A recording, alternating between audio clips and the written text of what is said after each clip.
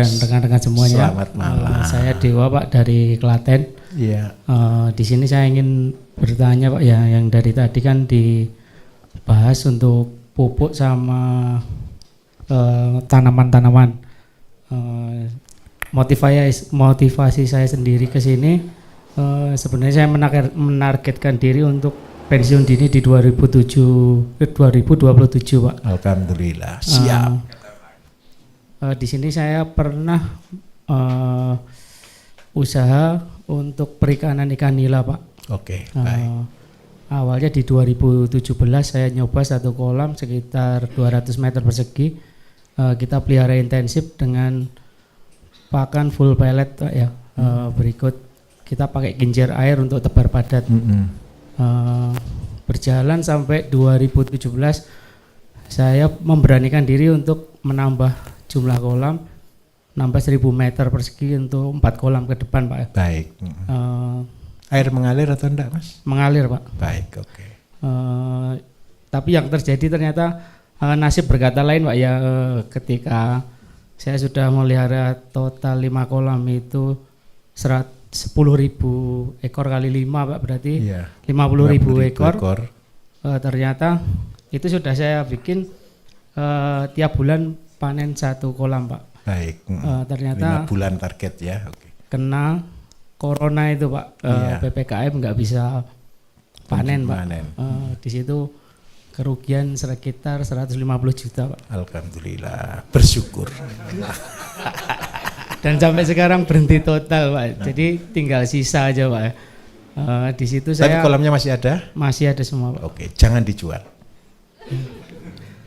Di situ saya kemarin lihat video Pak Bayu untuk FCR untuk mencapai 1 kilo itu kok butuh 4 kilo pakan. Betul, Pak ya. Iya, benar. Sedangkan kita waktu melakukan itu intensif 1.1 Pak kita. 1.1 jadi 1 iya. kilo, betul. Oke. Jadi di situ kita kok nambah waktu jadi 5 bulan gitu Pak. Iya, padahal benar. kita target cuma 3 bulan 3 panen. 3 bulan, Pak. 4 bulan. Iya, dari ukur gelondong Pak. Oh, gelondong. Oke, Iya. baik.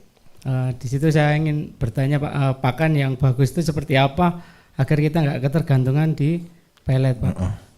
Cukup sekian dari saya. Oh, satu lagi Pak, untuk 2 lagi enggak Pak? tadi yang masalah pupuk untuk kencing sapi sama kotoran sapi tadi Pak. Iya. Yang saya tanyakan ketika dijual 100.000 kok kenapa jadi laku laris Pak? Iya. Di situ apa perbedaannya sama yang ketika dijual di 2.000 per liter? Baik. Cukup sekian Pak, terima kasih. Itu pertanyaan bagus. Selamat malam Pak. Selamat malam. Oke.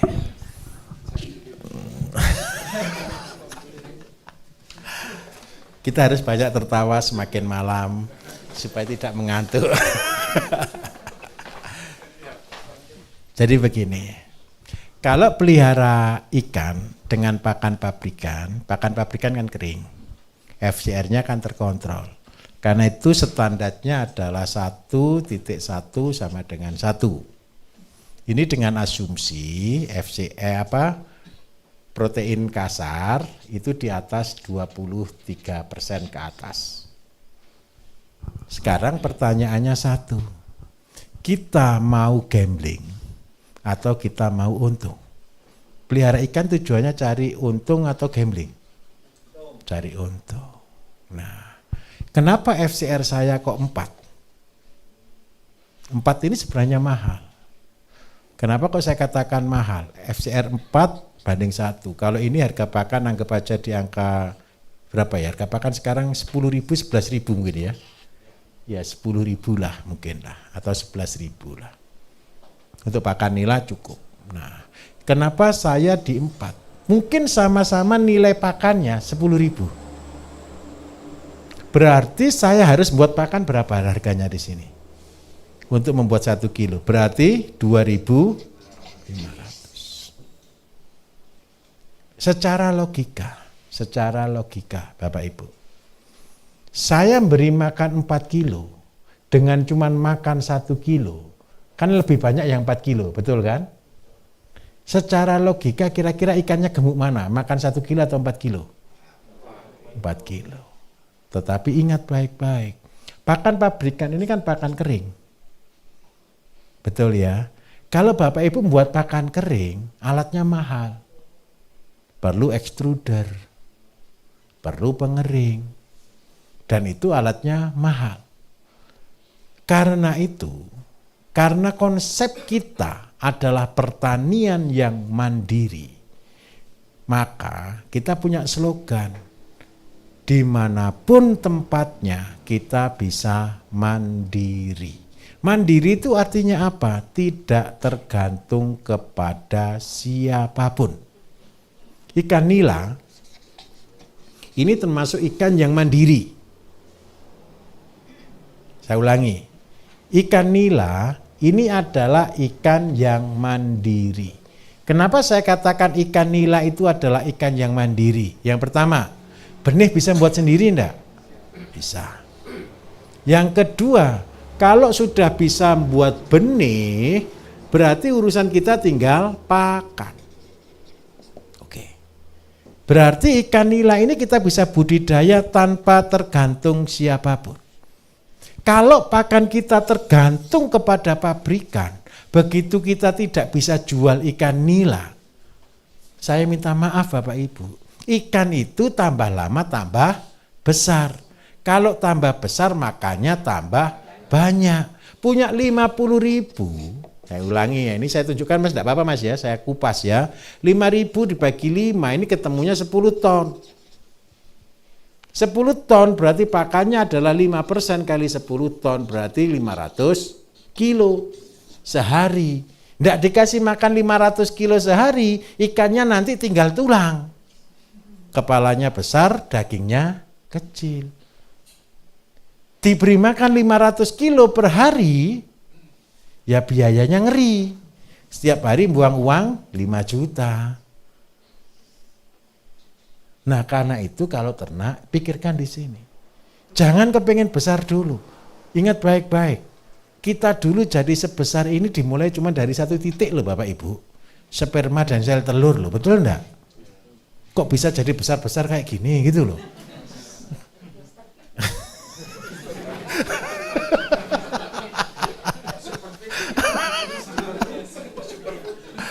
Yang membuat besar kita kan waktu, betul kan? Nah, sekarang permainannya di sini. Kalau ada yang namanya terjadi perubahan harga yang luar biasa, sampai minta maaf, tidak bisa jual semuanya. Akhirnya yang terjadi apa? Dijual murah semuanya. Begitu dijual murah semuanya, pasti rugi semuanya. Seandainya Bapak Ibu punya pabrik pakan sendiri semuanya, kira-kira yang menang yang punya pabrik pakan atau yang beli? Yang punya pabrik pakan, yang beli pasti bangkrut, betul atau tidak? Inilah pentingnya mandiri. Terus mandirinya memang ini harganya 2.500 per kilo. Tetapi kalau kita mau betul-betul konsep, saya hitungkan Mas. Masnya sudah punya kapasitas kolam 50.000 ekor, berarti 10 ton. Berarti pakan yang dibutuhkan dengan cara kita adalah sebanyak 40 ton. Dalam siklus 5 bulan, 6 bulan. Berarti 1 bulan butuh berapa ton? 8 ton. Per hari butuh berapa? Nah, saya anggap aja 3 ton, 300 gitu ya. Oke. Kalau 300, saya kasih pakan yang paling gratis. Tidak perlu dikasih yang lain-lain. Kotoran bebek bisa? Bisa cari kotoran bebek? Masih dihitung mahal atau masih kurang murah lagi? Suruh manggil gratis, nah sudah ya, 5.000 lah 1 karung gitu ya. Oke. Kalau lebih murah lagi tidak apa-apa, nanti saya ajari lagi cara yang paling gratis lagi gitu. Sudah, saya butuh pakan setiap hari 300 kilo. Maka saya butuh protein tinggi yang namanya azola. Kalau boleh jenisnya yang lemna, ya Mas ya. Lemna ini, jenis azola ini 8 meter persegi, itu menghasilkan 1 kilo per hari. Kalau saya butuh 300 meter persegi, berarti butuh berapa meter lahannya?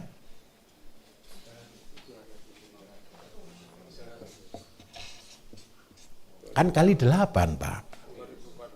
2000. Sudah selesai. Berarti gimana? Mata lele yang paling halus. Nah, berarti saya harus punya 2.400. Supaya lemnanya subur, saya cuma butuh pupuk yang paling gratis, kotoran bebek. Saya kasih kotoran ayam nanti bingung lagi, soalnya Jawa Tengah ini masih cari kotoran ayam mahal katanya. 30.000 satu karung yang CM, yang kotoran murni. Karena itu saya carikan yang paling tidak dicari orang, kotoran bebek. Sudah. Loh, kan sudah enak kan? Nah, kotoran bebeknya berapa banyak?